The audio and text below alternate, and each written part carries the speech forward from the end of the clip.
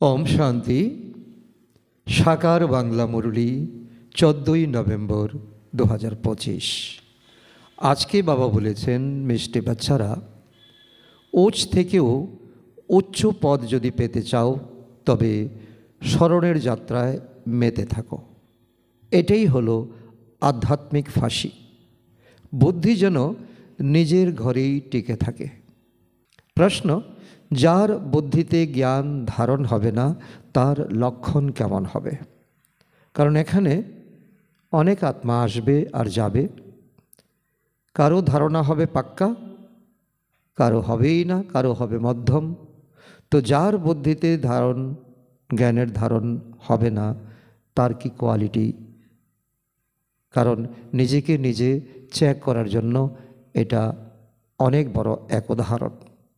উত্তর, সে ছোট ছোট ব্যাপারে অসন্তুষ্ট অর্থাৎ নারাজ থাকবে। যার বুদ্ধিতে যত জ্ঞানের ধারণা হবে সে তত খুশিতে থাকবে। বুদ্ধিতে যদি জ্ঞান থাকে যে এখন এই দুনিয়ার অধঃপতন হবেই এবং এতে কারুর ক্ষতি হবে না, তাহলে কখনোই অসন্তুষ্ট হবে না, সর্বদাই খুশিতে থাকবে। ধারণার জন্য মুখ্য সার 1 নম্বর, তোমাদেরকে বুদ্ধির দ্বারা সব কিছু ভুলে যেতে হবে। যেসব বিষয়ে সময় নষ্ট হয় সেগুলো শোনার এবং শোনানোর দরকার নেই। নাম্বার 2, পড়াশোনার সময়ে বুদ্ধি যেন কেবল বাবার সাথে যুক্ত থাকে, অন্য কোনো দিকে বুদ্ধি নিয়ে যাওয়া উচিত নয়। সর্বদা যেন নেশা থাকে যে নিরাকার বাবা আমাদের পড়াচ্ছেন। আজকের বরদান, নিজের মহানতা আর মহিমাকে জেনে সকল আত্মাদের মধ্যে শ্রেষ্ঠ, বিশ্ব দ্বারা পূজনীয় ভব। তার অর্থ, প্রত্যেক ব্রাহ্মণ বাচ্চা বর্তমান সময়ে বিশ্বের সকল আত্মাদের মধ্যে শ্রেষ্ঠ আর ভবিষ্যৎ বিশ্ব দ্বারা পূজনীয় হবে। নম্বরের ক্রমানুসারে হয়েও লাস্ট নম্বরের মণিও বিশ্বের সামনে মহান হয়।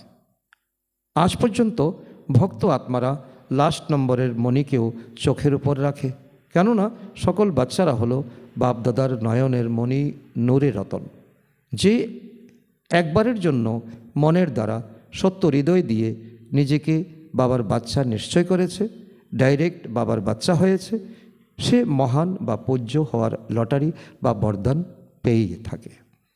আজকের স্লোগান, স্থিতি সদা খাজানা দিয়ে সম্পন্ন আর সন্তুষ্ট থাকলে পরিস্থিতিগুলি পরিবর্তন হয়ে যাবে।